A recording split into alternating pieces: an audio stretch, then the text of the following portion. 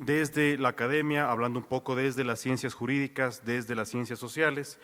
Nosotros, los académicos, tratamos de no tener un rol político, más allá de que siempre hay ciertas tendencias, ¿no es cierto? Eso es normal, lo decimos en nuestras clases, pero cuando se trata de analizar ciertas discrepancias, ¿no?, o ciertos temas que producen confusión, nosotros dejamos de lado la ideología, dejamos de lado nuestras preferencias políticas y tratamos de ser netamente científicos, ¿no? Ser académicos significa eso, estar abiertos a todas las posibilidades, y ese es nuestro rol acá, defender el orden constitucional, los principios que defienden al Estado de Derecho y no los planteamientos polarizadores o que pretenden crear antagonismos. Más bien la idea de la academia es dar luz sobre las confusiones jurídicas que puedan existir. Dicho eso, la persona que me antecedió, el doctor Pontón, habló ya sobre el contenido de la ley. Yo voy a referirme exclusivamente al proceso por el cual esta ley entró en vigencia, que ustedes lo conocen, ha sido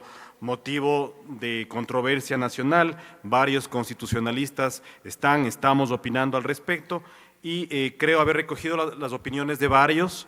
Quiero plantearles eso a ustedes y también tener una conclusión al respecto, ¿no? Yo dividiré esta exposición en dos temas: primero, un análisis jurídico constitucional sobre el procedimiento, y luego una pequeña reflexión desde la teoría del Estado de Derecho.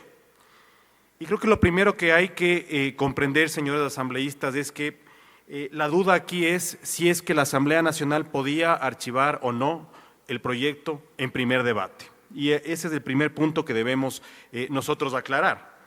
Y para eso es importante entender que existe una serie de aspectos sobre el proceso de aprobación de leyes, que ustedes conocerán mejor que yo, que no se encuentran directamente en la Constitución de la República, como por ejemplo el rol del CAL, ¿sí?, del Consejo de Administración Legislativa, o como por ejemplo el dictamen que da el Ministerio de Finanzas para ciertos tipos de leyes que van a regular temas financieros.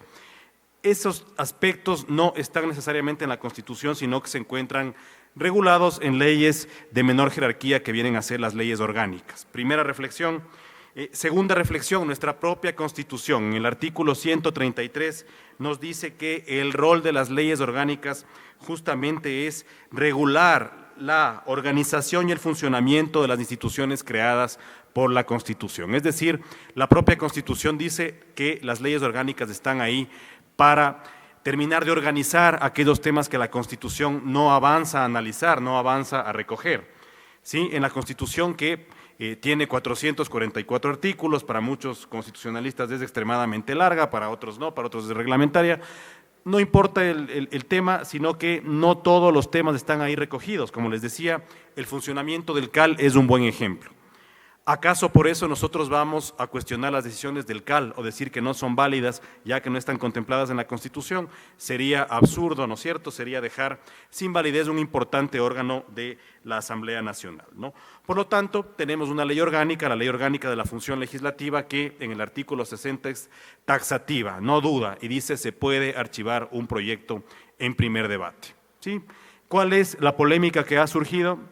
Que un artículo de la Constitución, el 140, dice que debe ser en dos debates, ¿no? Entonces, creo que lo intelectualmente honesto es decir que probablemente algunos constitucionalistas pueden tener una duda racional, ¿no es cierto?, al respecto de qué norma se va a aplicar, pero aquí juegan otros elementos, ¿no? Podemos hablar de que existe una costumbre legislativa, y los abogados aquí presentes me darán la razón que la costumbre es una fuente del derecho.